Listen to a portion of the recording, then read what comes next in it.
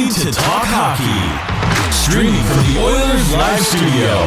Subscribe or follow today.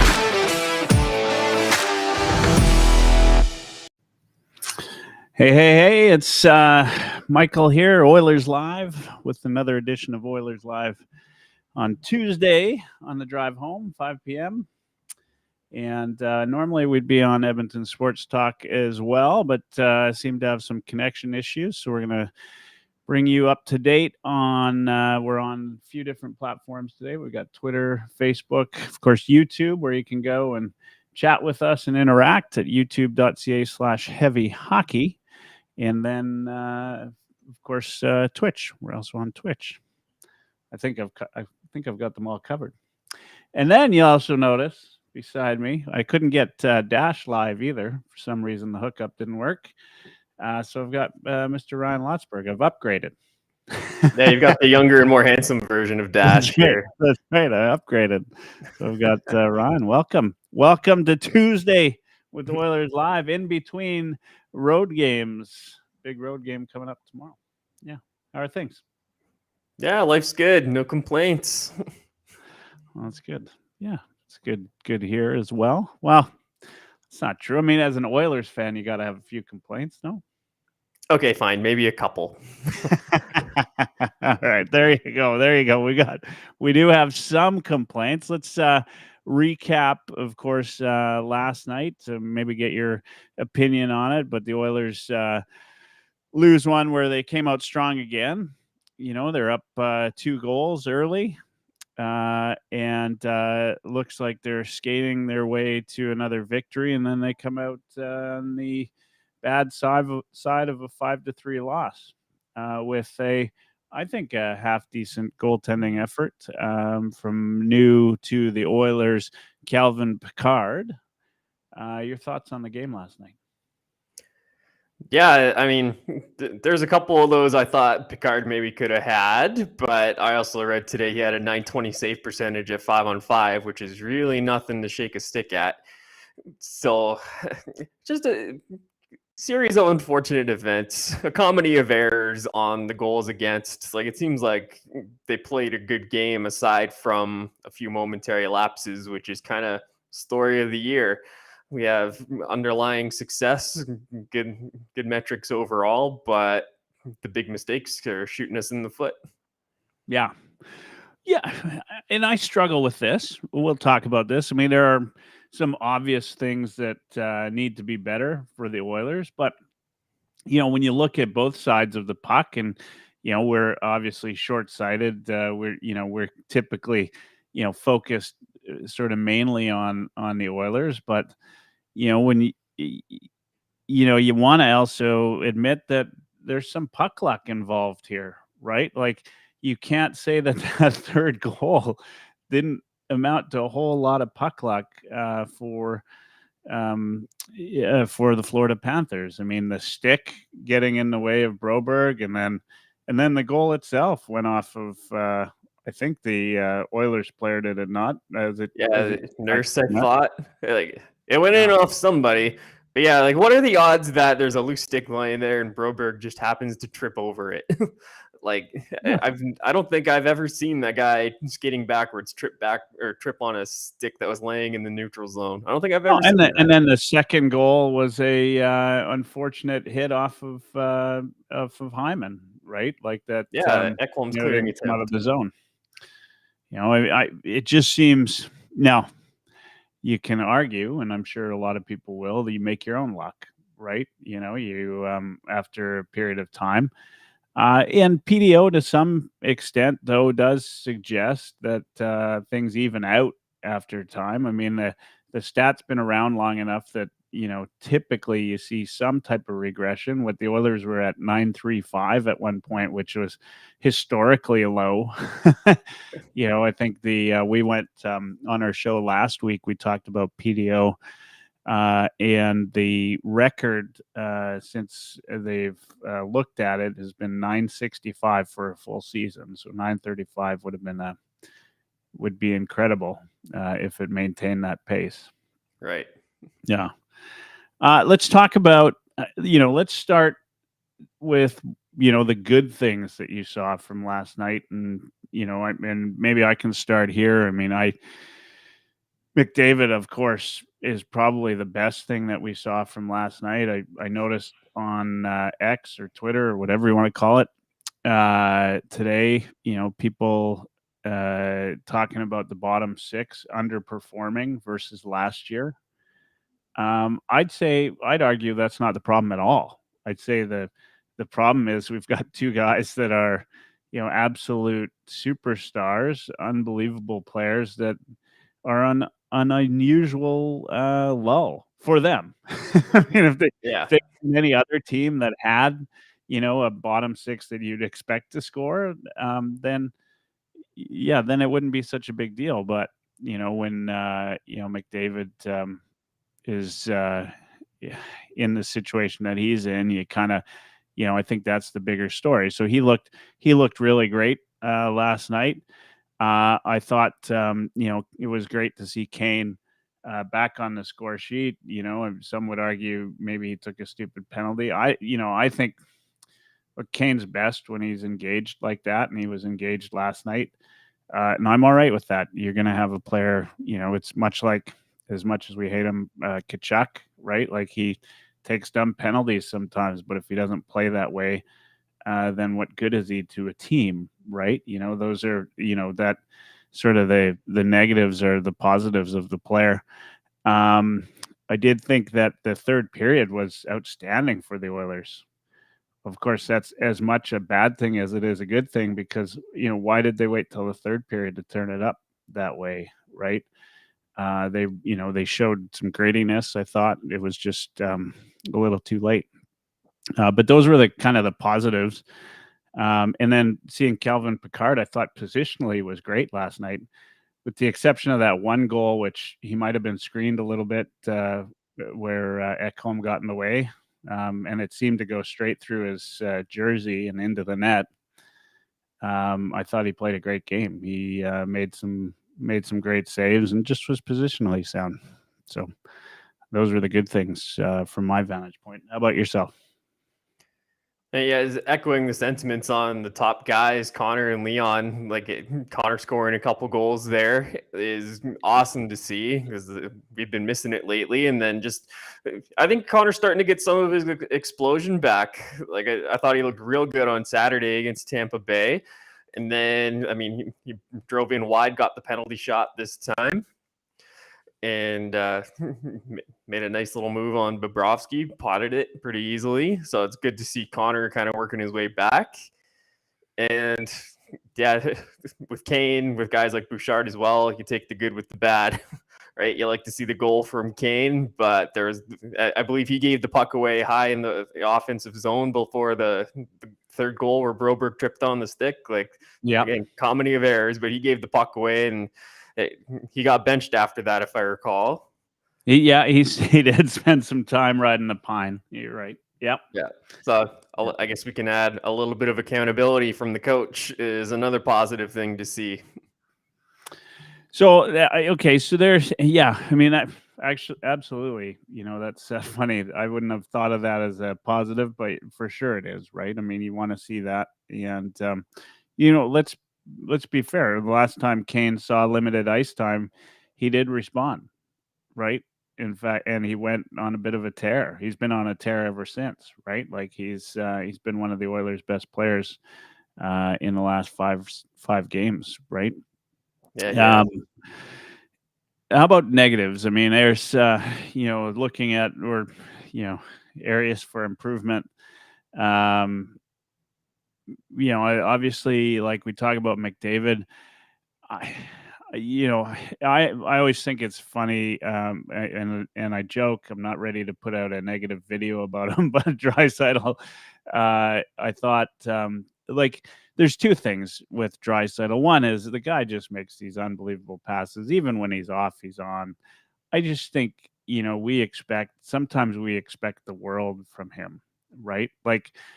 I almost on occasion think we expect more from Draisaitl than we do from McDavid.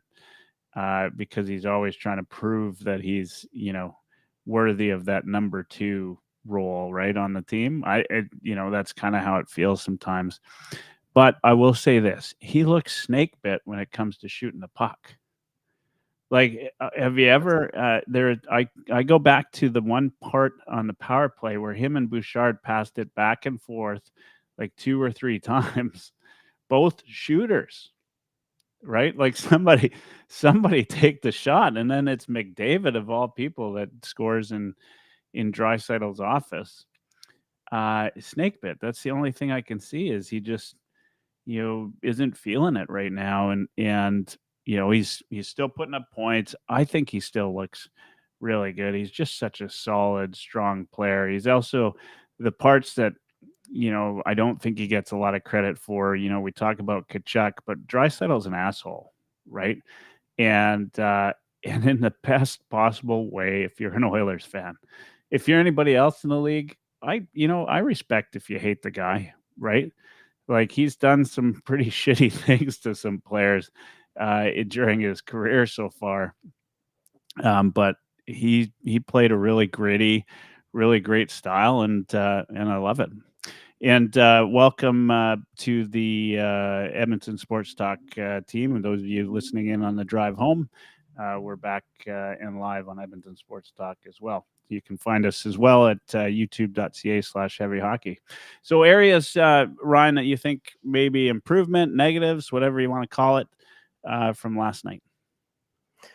Yeah, it's just the individual mistakes that are costing his games right now. Like the King giveaway, and then Broberg tripping on his stick. It's Ekholm firing a puck off of Zach Hyman on a clearing attempt, and having it end up in the back of the net.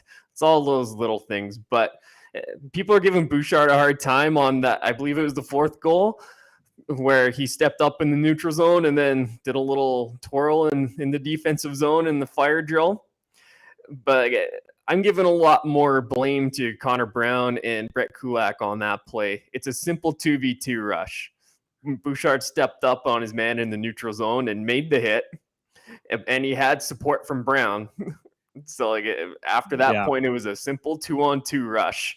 There's no communication between Brown and Kulak. They both end up in the middle of the ice covering nobody.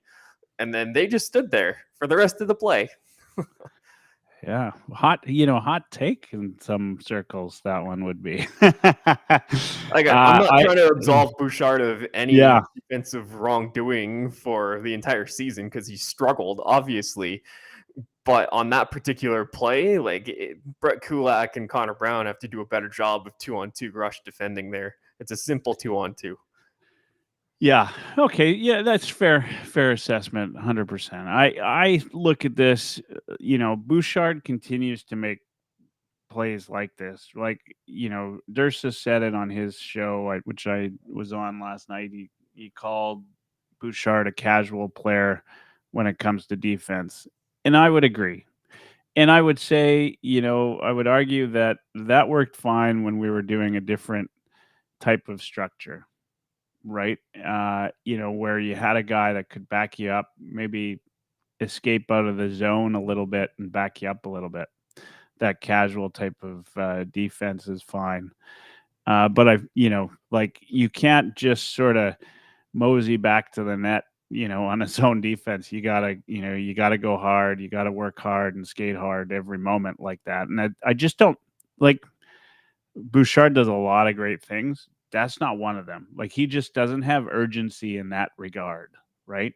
And so sometimes I'm finding when he makes these mistakes, it's it's automatic. It costs, right? It costs the team, goals or momentum or whatever it does.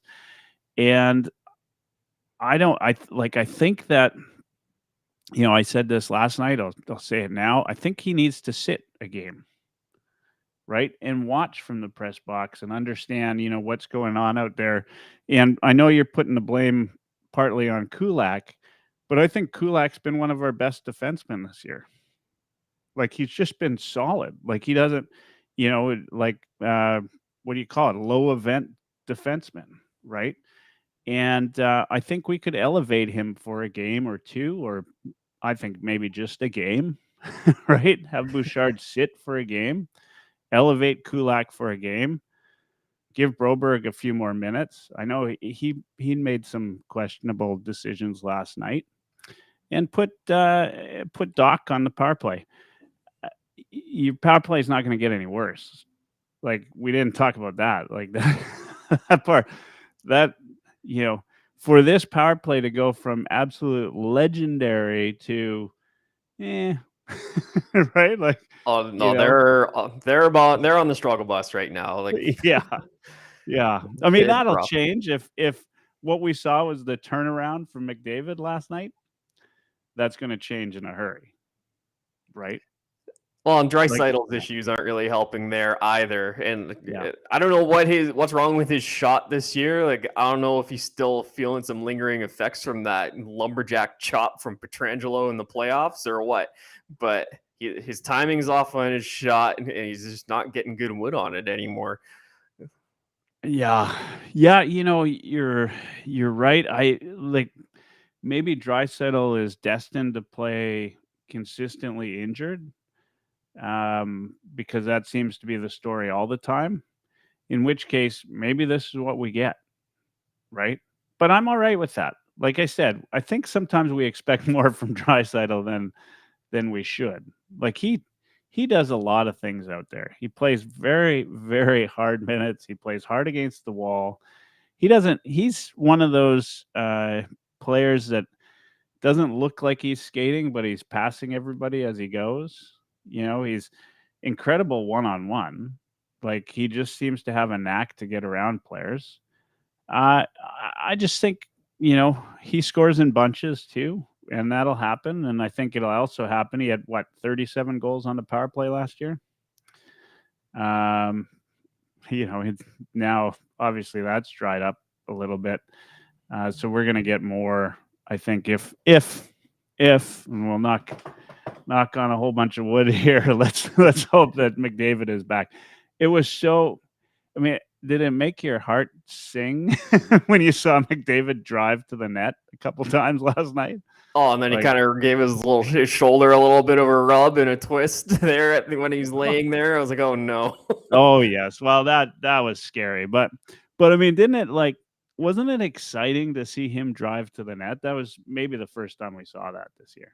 Like, his drive, like the way he drove to the net a couple times. The time when he drove to the net and he got tripped up on his way through. Like, those kind of scenarios we haven't seen a lot of, and I felt like he was really feeling it last night.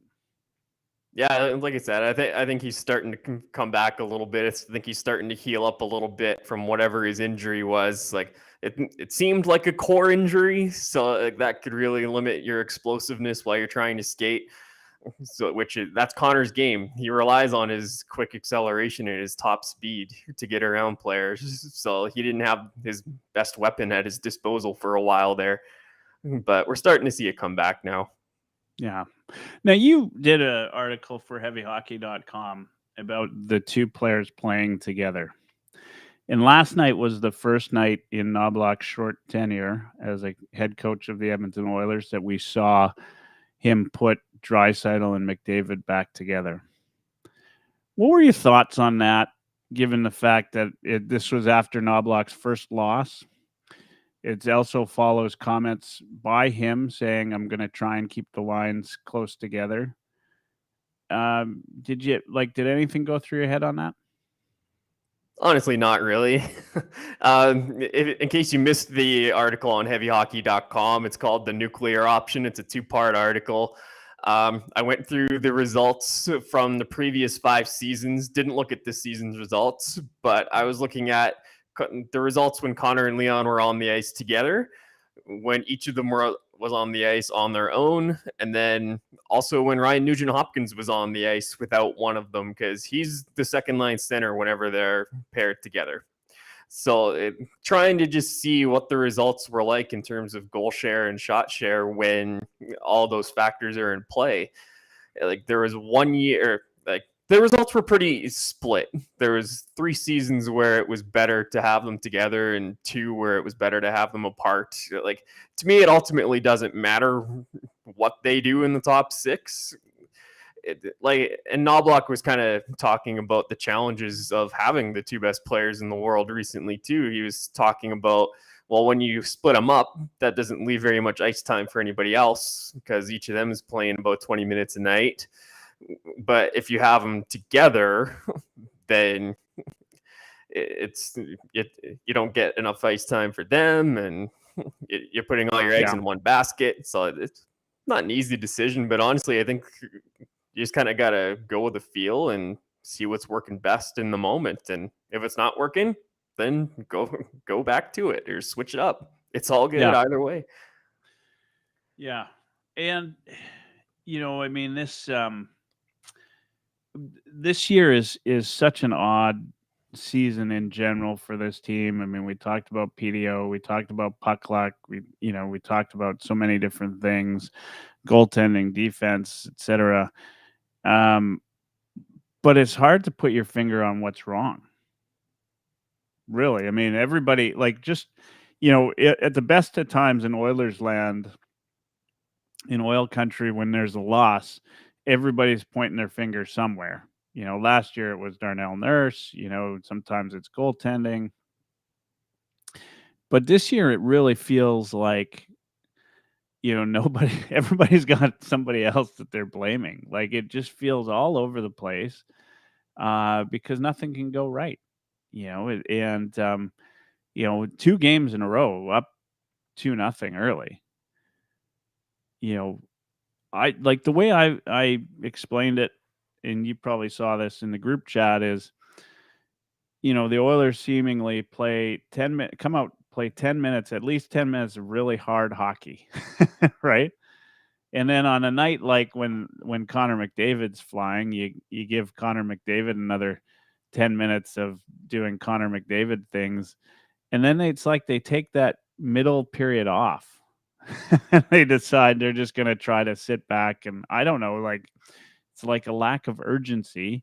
And then when they wake up, sometime between the second and third, and realize that they let not only the lead slip away, but now they're trailing, that's when they turn it up again, and it's been a little bit too late. They're not getting the puck bounces that they would have last year. They're not completing on the power play. Like, where, when you look at it, what do you think the problem is?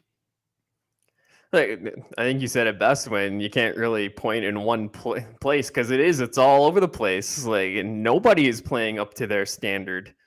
Not a single one of them. Right. There's issues all over the place. The shooting percentage is down. Like, bottom six production hasn't been there except for maybe a game at a time. Connor and Leon aren't producing the way they can. Evander Kane got hot there, but he struggled to start the year. Hyman hasn't been as good. Nuge hasn't been as good. And, like, Ekholm on Bouchard haven't been as good together. Like, name him. He hasn't been as good as he was down the stretch last season. Yeah. So, now, why is that? It's hard to say. This group is largely the same as it was at the end of the year last year, except you've lost Costin, you've lost Yamamoto, and Bukestad. But you're not going to sit here and tell me that those guys are the difference between 18-0-2 and what we're seeing here, right? Like, we haven't replaced their production, but all the guys that are still here last year had double-digit goals. And we're not seeing that from anybody in the bottom six, and we're seeing way lower levels of production from the top guys. It's like, these guys can all play at a higher level. We watched them do it last year, but for whatever reason, they're just not. So I think it's just mental, personally. Yeah. Well, I mean, you're onto something. Angels in the chat says he believes they need a culture change. Locker room has lost their swag. I mean, that points to mental, right? I mean, that's possible. I don't know that, a personnel change needs to be in order, but certainly, a good trip to the sports psychologist might be. And I can't remember if it was Michaels or who said it last night, but they said they took Connor into the video room and showed him all the successful goals that he had previously. And it seemed to, if that's why it seemed to spark him. It's like he seemed to have his confidence back last night, and that could have been a part of it. Draisaitl, passing back and forth in the power play, like to me, that's a confidence thing, right? No, 100%. It's a Yeah. confidence thing. 100%. Yeah. If we look at the events from the end of last spring's playoffs up until now, right? You lose in Game 6 in Vegas in a tough, hard-fought series that didn't go your way. You're frustrated, you're sad, you're disappointed, you're angry, you're all of it. You harbor those feelings with you into your training all summer. You show up in camp 3 weeks before it starts for captain skates, and the whole team is there. You're going hard for those 2-3 weeks before camp, and then you go through a grueling training camp, and throughout all this time you're hearing about how you're a Stanley Cup favorite and you've lost to the eventual Cup champs the last 2 years, and then suddenly opening night comes, you fall flat on your face, you lose 8-1 to the Canucks, a team that a lot of people weren't expecting to make the playoffs this year. And it's like, whoa, okay. Now we're really frustrated and we're not playing well. And they haven't been able to recover. Yeah. Yeah. I keep going back. Yeah, probably sound like a broken record, but I think like this season just is tons different if that's a 4-3 loss versus an 8-1 loss. I totally agree with you on that. Yeah. That as much as Canucks fans will love to hear it broke the Oilers right now, at least for the present time. Let's hope they find their way back. Look, we're going to take a bit of a quick break, and then we're going to come back. We're going to talk about the Carolina Hurricanes, what the Oilers need to do to get back on track. The percentage, of course, dropped from I think 55 to 47 or something on Money Puck. So we'll talk about that and a couple other things. This is Michael at Oilers Live for the Heavy Hockey Network, and we'll see you back right away.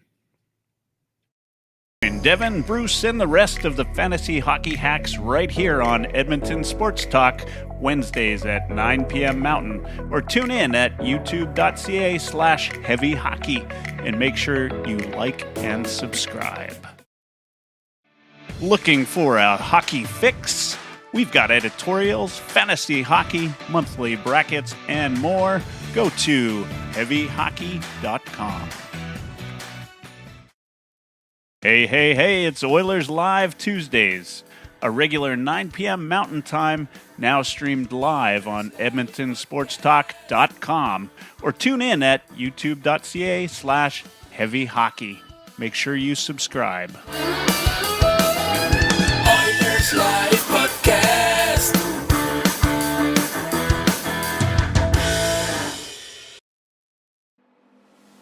Want hockey podcasts? Tough Call Podcast, 99 Forever Podcast, fantasy hockey hacks, and replays of Oilers Live.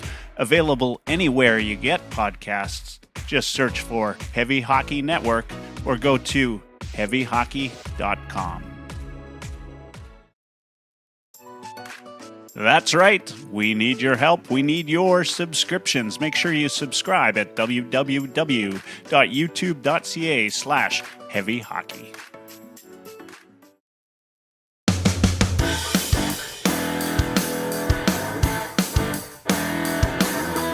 Oilers Live Podcast.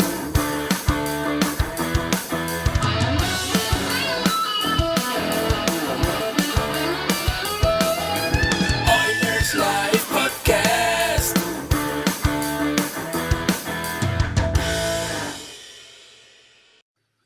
Hey, it's Michael again from Oilers Live from the Heavy Hockey Network. Proud to be a friend of Edmonton Sports Talk. Say that 10 times fast, Michael. Yeah, I know.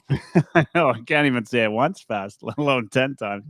If you want to interact with us live, come on over to www.youtube.ca/heavy hockey. In fact, if you want to help promote it, that'd be great. We're trying to get to 1,000 subscribers, and I think we're about 150 away, maybe a little bit more, maybe a little less. But come over there. That's where the chat happens, and we can interact with those of you watching the show. Got a good audience there. Got a good audience on Edmonton Sports Talk right now, so lots of people tuning in. Of course, I heard Iwanek say it during their group chat when Dash was on there the other day. Why now? My brain's fried right now. What's the hangout, right? The hangout. The hangout. Thank you. The group chat. I just changed the name of their of their show. It just doesn't have You have heard the it here same- first. Yeah, it doesn't really have the same feel to it, does it? Hey, it's the welcome to the group chat. Sorry, Iwanek says, the numbers as they saw back in the old days on the radio, always were like highest when the Oilers were doing their worst. So, I'm not sure if we see that, but there's certainly lots. I remember when the Oilers were, at the end of the season last year when they were just, you just go, you'd watch the game, they'd win, we'd come back, we'd podcast. And it was kind of like, what are you going to talk about? Like everything's going well. You're going to talk about how maybe they shouldn't have made that one extra pass on the power play, right? No, Yeah. Us praising everybody isn't great radio. No, I mean, now, I don't like, should we be happy that we got something to talk about? No, obviously not. Angel asks, what is your opinion on Kings exceeding your expectations? I've been waiting for this question from Angel, who is a Los Angeles Kings fan. And I will say a very consistent listener to the show. And it's times like these where I'm not as thankful that you're listening to the show. But the Kings are doing great. I just didn't think Dubois was going to be the game changer that everybody thought, and then I thought as well. I didn't expect the goaltending to hold up. I really didn't. I thought this team, and then the other thing that I thought was that I thought the Kings were old 3 years ago when they did well, right? Like I keep expecting them to be too old to do well, but they've changed enough things, and they've got a really well-rounded team. And I also thought Velarde, I thought he would be a huge loss because he was such a big gain in the playoffs, right? Like I just thought that he was, we talk about Angels talking about guys in the dressing room, like who do you lean on? And I thought he was the guy that the Kings leaned on, for inspiration, for being the gel, being all of those things. So, yeah, I hope you're not recording. These are all recorded. But I was so wrong on the Kings. I hate to admit it because I hate seeing the Kings do well, but it is what it is. Your thoughts on the Kings and how they're doing so far this year?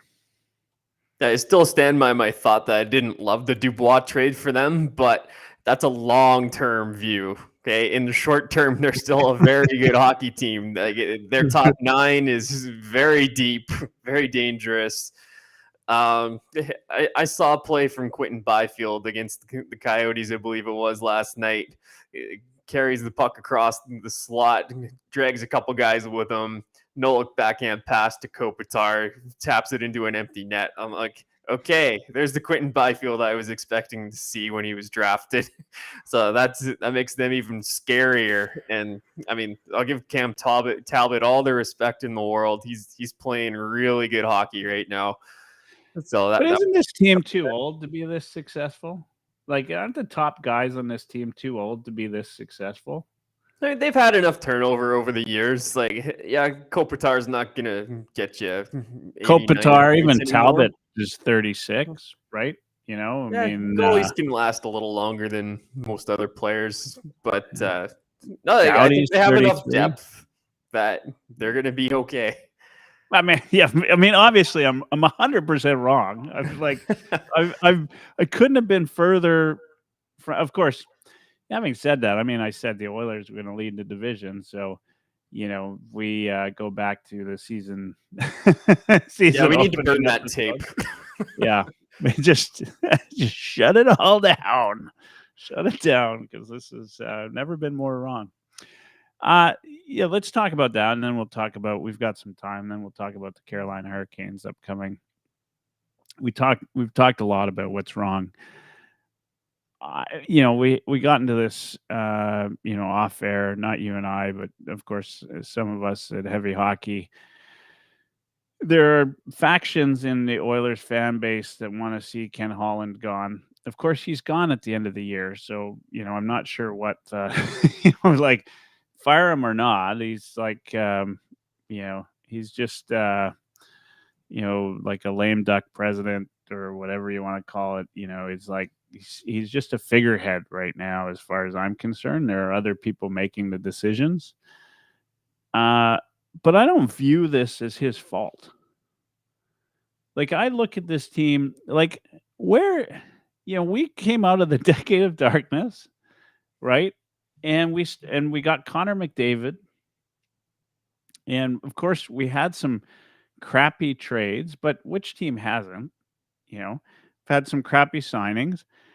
The Oilers needed goaltending, right? And so he made a big signing. And 50% of the Oilers population, probably the same ones asking for him to be fired today, which I reiterate, and some stranger says it. He's not running the show anyway, right? Like, but those people, when he signed Jack Campbell, were all, had their cheerleader banners out, and they were all cheering it on because we needed a goalie, and he certainly seemed like he fit the bill.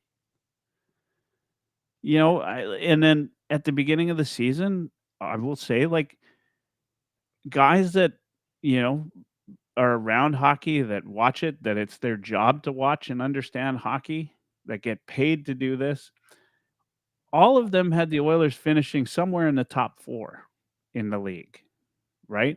And they didn't do it just because, right? Like, it's not like they, put their thumb in the air and were feeling for the wind and figured, oh, this is their year, right? Like, I think that's idiotic. Those guys didn't do that. They looked at this team. They thought it was put together well. Sure, it was up against the cap, but that's what we had to deal with. We got, Neil's contract, right? And we've just had a number of years, and you've got arguably the two best players in the world, right? Those are two, whether they're deals or not, they're still two big contracts, right? So all that to say, how can you, with a straight face, say that it's Holland's fault? The team is where it is. It's the personnel, right? The personnel have to get it done. And this is also largely the same group that has finished second place in the division in how many years in a row now? 3, 4. Like, it's a well-constructed roster for the most part. Is it perfect? No. But we have to look at the realities of the flat cap world now or after the pandemic. It's a tough thing to say, but we have Connor McDavid, who was the highest paid player in the league for the longest time. I think McKinnon's higher now. Yep. Right? No team in the league has ever won a Stanley Cup with a player making more than $10 million on their roster. And we have one making 12.5. Is that true? That last time I checked, it was true. Yeah, like Tampa Bay doesn't have anybody. McKinnon was still making 6 something when Colorado won it. Eichel? How much was he making? Oh yeah, okay, that might. Yeah, double check that one. Wow. Come on. Oh, he's making $10 million even. Okay, so this past spring was the first time ever. Not more than $10 million, though. Not more than $10 million. That's right. right? So We'll when Jeff you up have on that one. when you have money skewed towards the top like that, guess what? There's not as much money to spend on the rest of your roster. So there's That's going to be true. guys that you're going to be taking some bets on. And people are going to talk about the Nurse contract, and yeah, maybe it's a little bit high, but I don't think it's egregious. Like, I think it's maybe a mil high. Like, I don't think that's making or breaking us. Campbell, though, that's the one, and it was well intended. There was reason to believe that he could have been living up to his contract, but he hasn't been. That's the only way I'd look at it and say, yeah, Holland, this is your mess. And I mean, he's the GM. He's the guy that made this team. Like, there's not a lot of guys left from the Chiarelli era. So a lot of this is it's on Holland's hands, but I think he's actually done pretty well, all things considered. Yeah, and he's had to deal with some injuries. He's had to deal with a number of different things. Yeah, I'm not trying to, suggest that Holland's perfect by any stretch. But for anybody to tell me that this is Holland's fault, like this was the team that everybody, I don't get it. I mean, was it Holland's fault that they were a favorite going into the season too? Or, at what point does it become his fault, right? It's not his fault that the team is struggling. It's not his fault that Ekholm shoots it off of Hyman's butt and it ends up in the back of our net, right? Like, so the players need to just be better. Like, let's be real. But Holland is the guy that built the roster, so that's the easy place to put the blame. But it's also the same roster that's won 3 playoff rounds in the last 2 years. Yeah. That that that's the kind of those are the kind of things I think we're a little bit short-sighted on, maybe as fans, right? Like, recency bias. You're only as good as your last game. Yeah, and when it comes to professional sports, I mean, that's about as true as it gets, right? You are only as good as your last game. And then I guess the question becomes, why Woodcroft? Why now? What's going on? And we'll be talking about that. Until hopefully tomorrow at some point. The team either, like, what's the cutoff? Like, if they come out of this road trip and they lose all 4, is that it? That's the season? I still think it's too early to say. I mean, yeah, there's the American Thanksgiving benchmark where the majority of teams are set for the playoffs, right? You don't see teams that aren't in a playoff spot by American Thanksgiving climb in that often.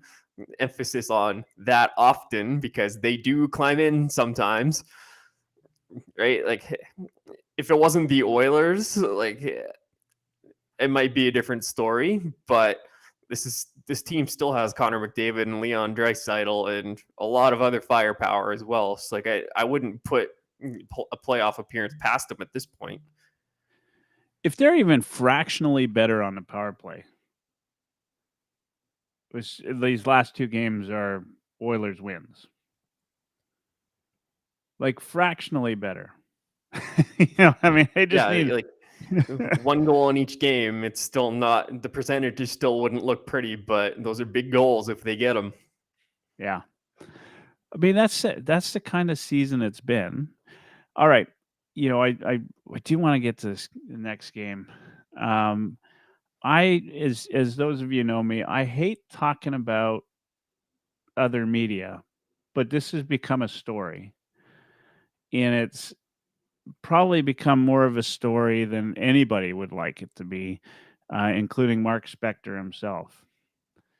But it became a story, I think. Well, first off, Oilers media has become a story, right? It became a story as soon as Draisaitl started barking back at Jim Matheson, right? It's become more of a story because Woodcroft started barking at Mark Spector. And then, of course, Connor McDavid seemed to lose a little bit of patience with Mark Spector as well. And then some stranger brings about so if you haven't seen it yet, go to X, do a search for Tim Peel, and the two of them. Although I don't necessarily agree, with Tim Peel posting DMs up for everybody to see, but they're there, so we'll talk about them. Well, actually, we won't talk about them. I'll just say, if you want some light reading and some enjoyment, go read it. But what's your thoughts on this? Does this really honestly affect these players? Like people, Tim Peel's argument is, why would you want to go play in Edmonton with sports media like this? Right? And Mark Spector's saying, I'm just telling you the way it is. Right? Like guys are playing like shit, and I'm the only one that, has the gall to put it out there. Right? Is this at all? Is this a story for the Edmonton Oilers team? Like, is this legit a story? Is this part and parcel of what's wrong with the organization today? In your opinion, obviously, we can't possibly know, but in your opinion, is it legit a problem? I mean, and Spector's even kind of said this himself, that like he's not doing his job if everybody likes him, right? It's the media's job to tell the stories that are happening, right? So if the team is playing terrible, then that's the story that needs to be told. It can't always be rainbows and sunshine and unicorns.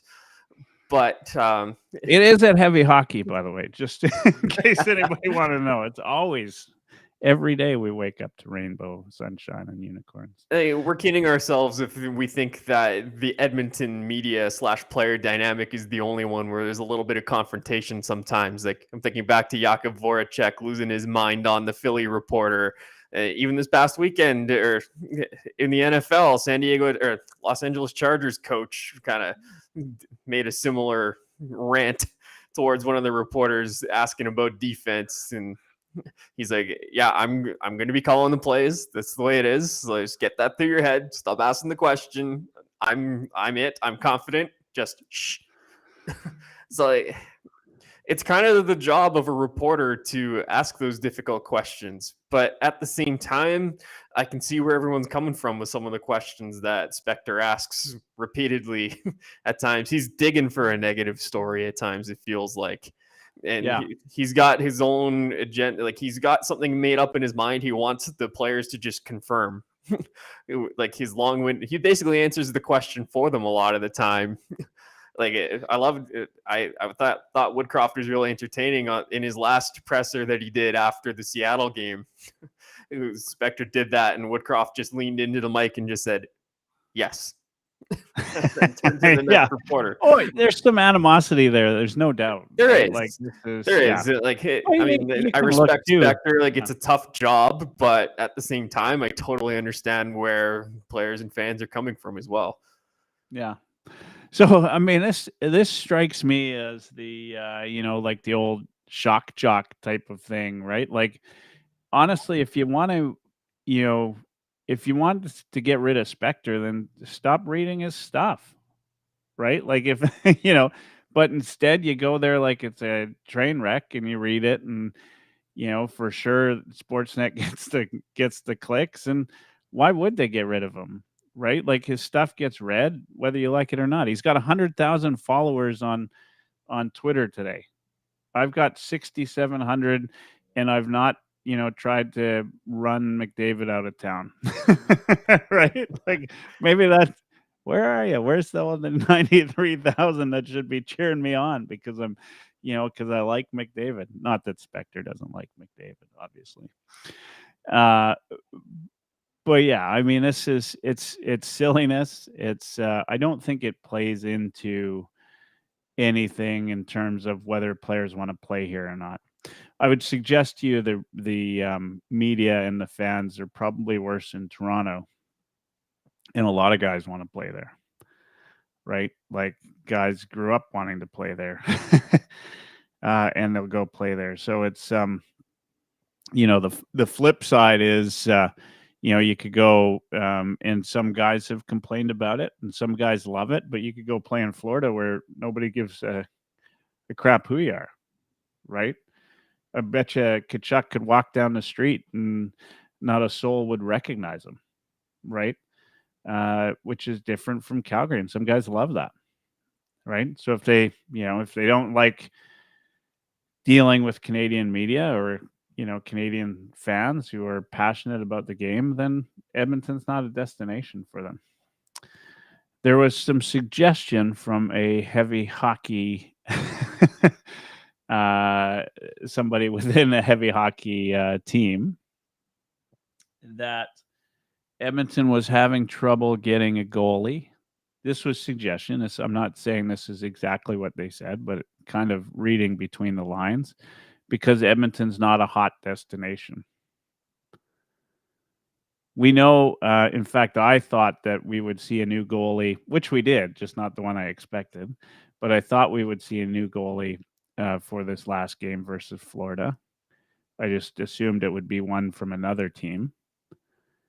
We know Edmonton's out shopping. Elliot Friedman has reported it.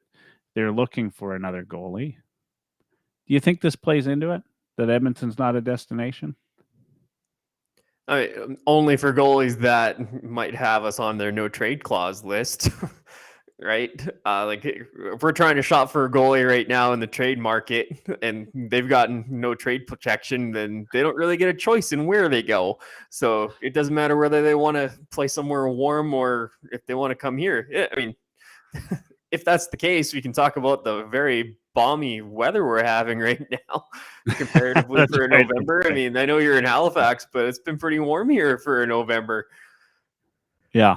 I mean, maybe it should make it easier, right? Edmonton was reported to be looking in Montreal.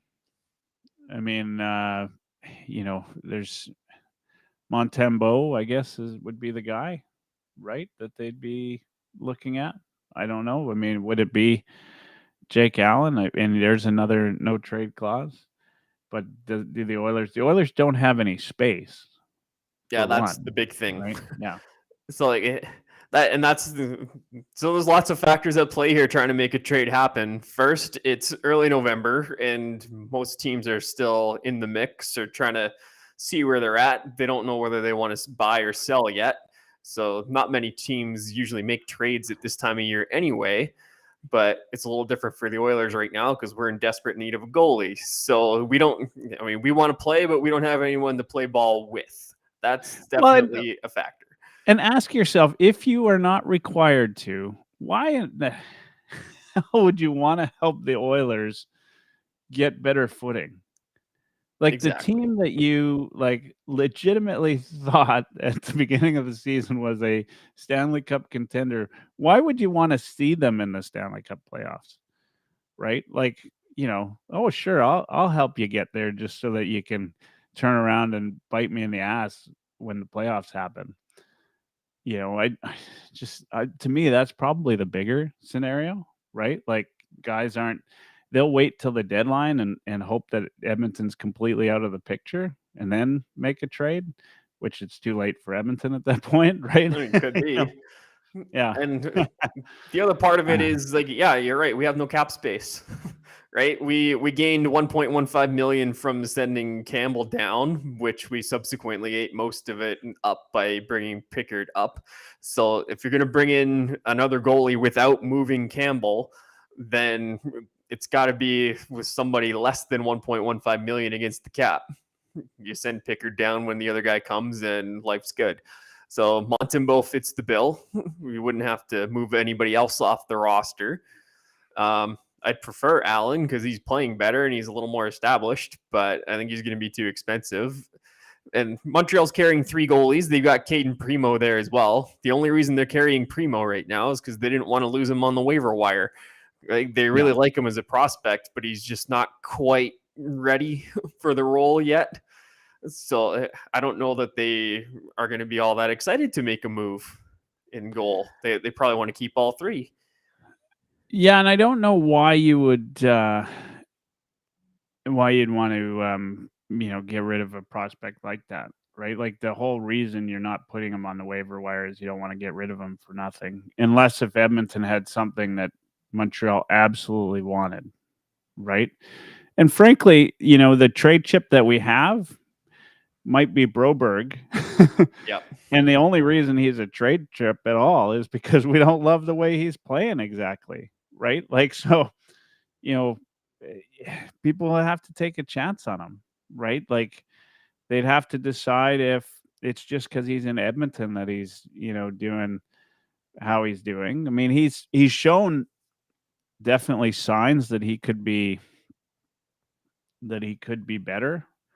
But he, and I always preface this because I think everybody forgets when you're playing, 7 to 10 minutes a game, it's hard to get out there and play top of your game, right? Like those guys don't have it easy to get into it and just go out there and all of a sudden be at the pace of play, right? It's not like playing rec hockey, right? Where you can hop on the ice and all of a sudden you're skating at the same speed. Like these guys are going fast, right? So, Yeah, you play 100%. 7 to 10 minutes, you get out there, it's going to be hard to catch up. And so, I'll give him a little bit of a break, but at the same time, he's made some glaring errors, specifically in the neutral zone. He seems to struggle, is from what I've noticed.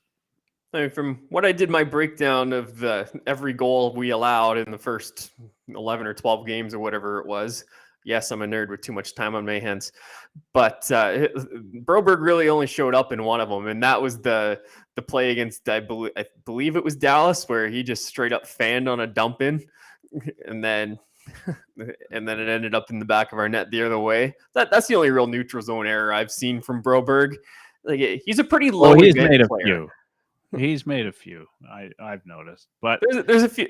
Okay, maybe some little ones, but I'm sure they all do. But generally speaking, I would say Broberg's a pretty low event player. I think there's some offensive potential that's untapped there. Like you're talking about him playing 7-10 minutes a night. It's really hard to get into a rhythm when you're playing that little as well. So it's hard to gain the confidence due to some of the things like we saw him do in the preseason, where he's walking the line and walking down the wall and making a little backhand sauce pass to Bourgault for a snipe. Like he's got it in him. I don't know if he just needs a green light from the coaching staff or if he just needs to get the confidence, like man up and just do it. I don't know what it is. Yeah. I mean, I would be very curious, what it's going to take to get him going. As I said, I don't necessarily think that,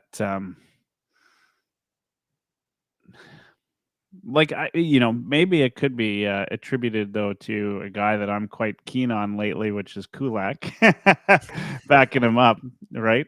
Yeah. On the reason why he's been all right and successful so far, but I'll just say, I haven't been enamored with his play. I'm not, we see a little bits of spurts when he gets the puck and he skates with it. He sure looks fluid, and then he'll lose it at the blue line. It doesn't come around and turn into a goal, but it didn't accomplish this, Darlene type of effect where you expected him to go all the way end to end. Because he looks like it. When he starts skating, it looks like, whoa, man! Like he's quite a nice skater when he gets going. He's a fantastic skater. Yeah, but I don't know. I mean, if you can figure it out, please let me know. I'd love to. I would love to. I see a player in Broberg, but like he needs more of an opportunity, and maybe he needs to earn that opportunity as well, right? So that's where I love the player. I'd love to see him succeed here, but we might be in a position right now where we might have to look at moving him because we can't wait for him to progress into a top four, and we need help right now. If we can use him to offload Campbell or to bring in another asset that'll help the roster win right now, it's getting close to time where we got to start looking at that. Yeah. So a little update for everybody. There's probably been there's some people listening on radio.co that I think were listening to Dead Air. Probably had their tune in set up to Edmonton Sports Talk, but because of the nature of how we went on live today, I don't think we actually had any audio going out. So we are now officially live on Edmonton Sports Talk. I've got as my guest for the last 20 minutes to a half hour, I've got Mr. Ryan Lotsberg from heavyhockey.com. Of course, if you're listening anywhere, you can come on to YouTube, where you can find us at youtube.com or youtube.ca/heavyhockey. It's pretty easy enough to remember. Before I forget, and while we've got so many people listening in across the different platforms, I want to point out that we are in the stages of coming out with the registration and everything for the Heavy Hockey Showdown, which is in support of the Sexual Assault Center of Edmonton. Much needed organization that provides counseling and a number of other services for survivors of sexual assault. I think that, it's, as I said, it's a very worthy cause. We did this last year alongside the Oilers Girls Night. We raised just about, I think, 25,000 or roughly thereabouts. So we did, a really great job. We intend on beating that again this year, and we'll have, we're going to have the date will be February 25th, so put that in the calendars. It'll be in the morning. The game will be in the morning, but we're going to do like a weekend of activities. On the 24th is, of course, the Battle of Alberta. Hopefully by that time, the Oilers have turned things around and everybody wants to go and watch the Oilers beat up on the Calgary Flames. That'll be good, but we'll have silent auction and a number of other things. We're working out all the logistics and details, but just know February 25th is booked. It's at the Downtown Community Center. To be in the morning into the afternoon. We've got booked 3 hours of ice time. So get your skating legs going. We'll probably have about halftime. We'll probably clear the ice, just so that power play can start working again for the second half. And Edmonton Sports Talk is going to be involved. A lot of other people. It's going to be a lot of fun. So I've said all that. Let's we won't take a break. We'll finish up. Let's talk about the Carolina Hurricanes, the Washington Capitals. The Capitals at the beginning of the season looked like they were on the downswing. Not so much as of late. Carolina Hurricanes, same thing. Actually, they started out much like the Oilers did, right? But they've bounced back where the Oilers haven't. How are you feeling about this game? I'm not feeling great about any game right now, to be honest. yeah. That's fair. No, we talk about Edmonton, Carolina. If you talk to me about this matchup coming into the season, I'm looking at two Stanley Cup favorites going head to head here. We're looking at our chops at this matchup, but Carolina's middle of the pack and we're near the bottom of the pack. So, it's still going to be a good hockey game between two really good teams that are just not playing up to their standard.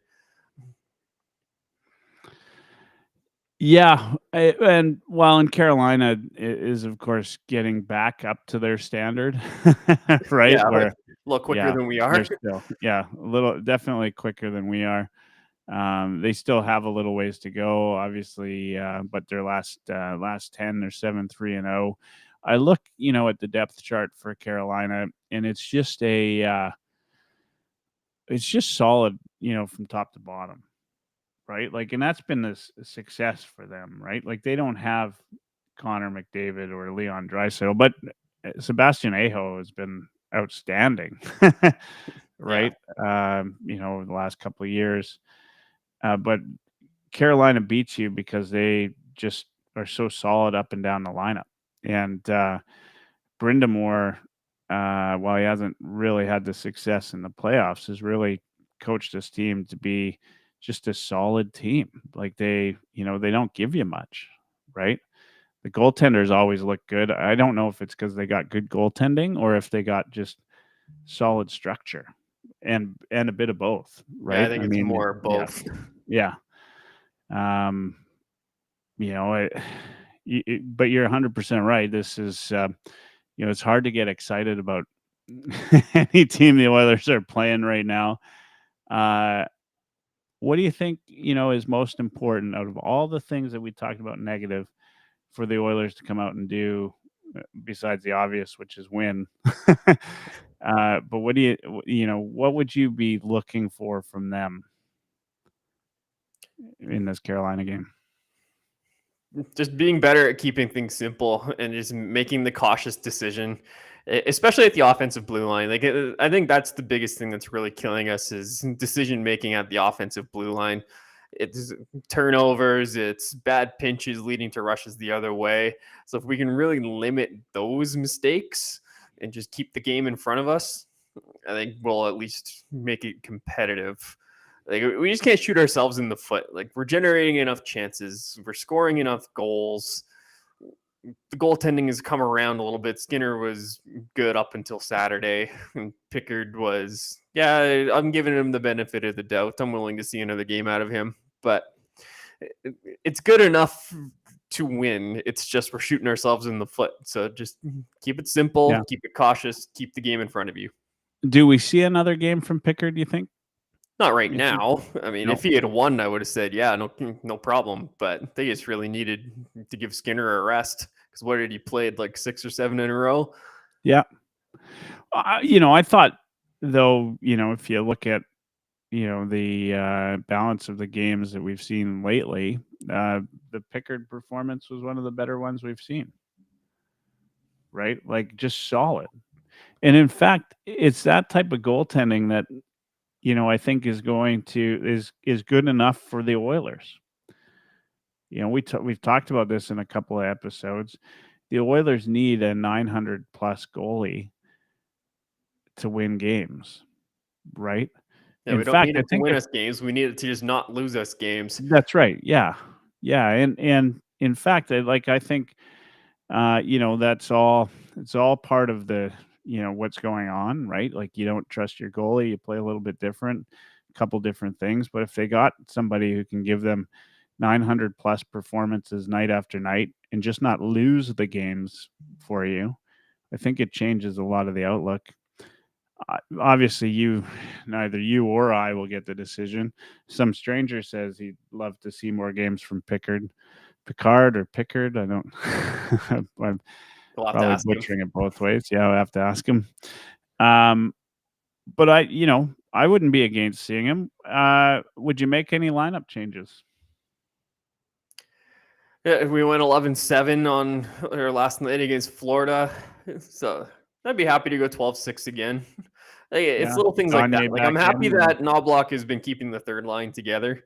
Like, in the McLeod-Fogle combination, I think they're exactly where they need to be on the third line. Like I said earlier, do whatever you want in the top 6. As long as those 6 guys are there, I'm happy. And then you talk about accountability. I mean, at what point do you start talking to McLeod and saying you're gonna have to sit for a bit soon, right? Yeah, yeah. Like, that's an important guy, like your third line center, and you need I've always said that we need about a 30-point pace over 82 games from your third line center. And last year, McLeod only played, I think it was 62, 65 games, somewhere in there, but he was on that kind of pace. It's like he has that kind of production in him. It's just like I say, we haven't seen it yet this year. So I think you're right. It's coming to that time pretty soon here. It's like I don't know what you do. Get a couple shifts at a time. Yeah, and the challenge, of course, is who do you elevate in that scenario, right? But you know, I mean, maybe you give Hamblin a few extra minutes, right? Like, I think he's, you know, played reasonably well. It's good. He's, you know, nice that he got his first NHL goal. You bring Gagne. Well, you could put Gagne. You could put Gagne there. Yeah. I mean, none of these are ideal situations, but these are also very short-term things. Just when you're benching McLeod for a period or a game, Yeah. right? Yeah. Yeah. I mean, I don't think, I think to back to the cap trouble, it's hard to bench a guy. You've got 7D, so you could, to my point, you could probably sit Bouchard for one game, right? Like it's not You could. ideal, but you could play those top 4D few extra minutes each, and You could. I mean, if you're worried about losing the game, well, guess what? We're losing pretty much every game right now anyway. Yeah. So why not? But my challenge with McLeod, and this was the word on him when we drafted him, was he doesn't want to go to the tough areas. I think it's been blatant this year, though. Like he's a perimeter player this year. He's not. He had the chance he had last night was near the net, right? And as a centerman, unless if you're Connor McDavid or Leon Draisaitl and can score from wherever you choose to score, which he is not, right? Yeah. Like he's gonna have to get dirty and get to the net, and like I'm sure at some point if Knoblauch is gonna hold him accountable, he's got to tell him, like, either you do it or you sit or you play fourth line, right? Either Yep. you go to the net or you know, and you put somebody who's going to, because it's not going to be any worse, right? Like, Exactly. Yeah. Like at to this your point, point, you're losing games. it can't be worse. Yeah. So No, like, with McLeod, like his strength is Yeah. transporting the puck through the neutral zone. But as soon as he crosses into the blue line, he gets funneled into the corner, or he turns back at the half wall. Like everybody who watches him closely sees that, right? So you got to play to your strengths. So like you've either got to get him driving wide and getting to the net that way, or you've got to have him distributing before he gets into the offensive zone. Like I've seen him do really good work off the cycle before when like just get the puck, and when there's off puck movement is when Ryan McLeod is at his best. He's not like a Hyman or a Connor Brown or a Draisaitl where he excels in that, muck it up against the wall and slow the game down.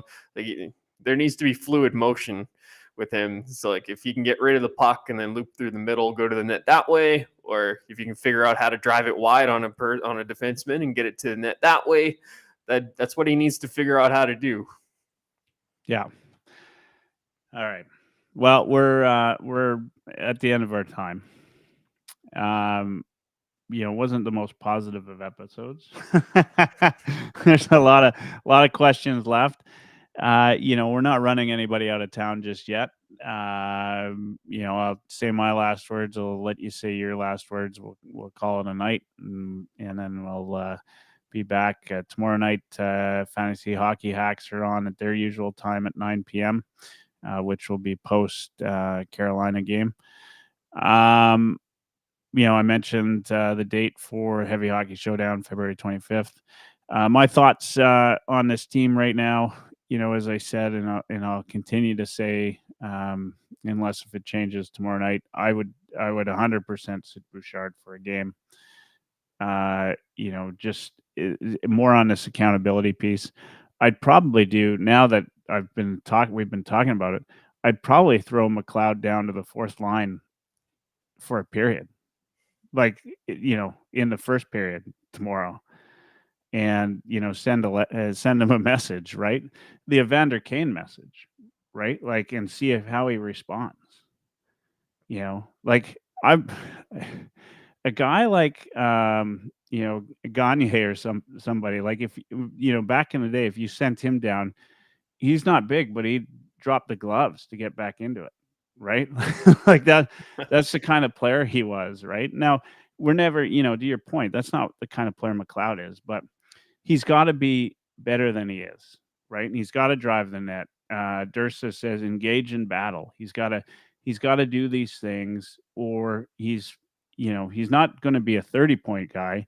Certainly, he's not even going to be a 10-point guy by the end of the season until he gets to the net. And last night he had a chance at the net. He hit the post, but he was at the net. right? Like he went to the net. He was in the right spot. And he's got to get that done. And so we talk about accountability. This team finally needs to kind of look at that accountability and do that and start to make some moves. For if not for the only reason that, it's not going to get any worse, right? Like that's just it. And so we talked about catalysts. The catalyst we had was the coach, right? That's not working now. We're down, 2 games in a row. And two, in my mind, 2 of the worst possible ways to lose, which is you come out strong and you're up 2 goals. You think, you're ready to go to bed because you think you got it in the in the bank, and then you fall asleep on the couch and you wake up and your team's down a goal, right? Like that's how it's been happening for Oilers fans. And that's the worst. That's just the worst. It's for the first time last night in a few years, I was legit like angry as a fan watching this team. Like it was just like, why, why is this happening? And it's puck luck is part of it. I agree. They did a lot of things well last night. Puck luck's definitely part of it, but they got to be better. So that's all I got to say. I hope they turn it around. I really like. I don't want to, but I could stand watching this team if Connor McDavid does more of what Connor McDavid did last night. I can stand watching I can at least stomach it a little bit more because we wake up every day as Oilers fans and we get to watch the Connor McDavid show. That part I love. And if we can watch more of that, that'd be great. And I think it'll just, take this team to the next level if they can get there. That's all I've got to say. Lotsie, take us home. Thanks, everybody, for listening. Thanks to Edmonton Sports Talk, Matthew Iwanek, Dustin Nielsen, Tom Gazzola, Lieutenant Eric, and the whole gang there. YouTube Trev, I guess, as well. Thanks for having us all, on here as a friend of Edmonton Sports Talk, even though I think we got about a half hour actually on air after all the little challenges today. But you can find us youtube.ca/heavy hockey. You can find us at Facebook/Oilers Podcast, facebook.com/Oilers Podcast, at Twitch/heavy hockey, twitch.com/heavy hockey. And then, of course, on Twitter, you can find me at Oilerslive, and the Heavy Hockey Net. Give us a follow on there as well, which is at Heavy Hockey Net on Twitter. So said all the advertising and all that crap and garbage. Ryan, take us home. Now you're talking about accountability, and accountability is a big part of the reason that Jay Woodcroft ended up losing his job. Ken Holland said that he's talked to Woodcroft about it multiple times throughout the season here. And while Holland admitted that, the cap situation doesn't make it easy to healthy scratch guys, you can still sit them on the bench for a little while. And Woodcroft just didn't do it. Holland went out of his way to say that in the press conference. So, and Jeff Jackson also talked about accountability and how that was a strength of Knoblauch's. So now's the time to see it in the early stages. Like a teacher going into a new classroom, you got to be firm, lay the law down with the kids early, and then soften up as you go on. Same thing here. Knoblauch has to come in and be willing to sit guys on the bench for a little while, especially right now. Like, if we're not winning, we better be holding guys accountable, and at least just developing that culture of accountability. It's like that's what the management wants to see. That's what the CEO wants to see. And that's clearly what the media wants to see. And we're at the point where the fans want to see it too. So if it's ever going to happen, now's the time to be holding guys accountable. I'll just add I've got a new 2-part series out on heavyhockey.com. It's called Coffee is Symbolic. It's an article about Paul Coffey and how he's symbolic of Daryl Cates' lack of trust in his staff that he has. So I had a lot of fun doing it, diving into some recent patterns that I've seen with Coffee and the organization and how he keeps coming up in times of trouble. So give that a read on heavyhockey.com and look out for more content from myself and our other talented writers and podcasters as well. With that, thanks for tuning in on Edmonton Sports Talk, and have yourselves a wonderful evening. And Devin, Bruce, and the rest of the fantasy hockey hacks right here on Edmonton Sports Talk, Wednesdays at 9 p.m. Mountain, or tune in at youtube.ca/heavyhockey, and make sure you like and subscribe. Looking for a hockey fix? We've got editorials, fantasy hockey, monthly brackets, and more. Go to heavyhockey.com. Hey, it's Oilers Live Tuesdays, a regular 9 p.m. Mountain Time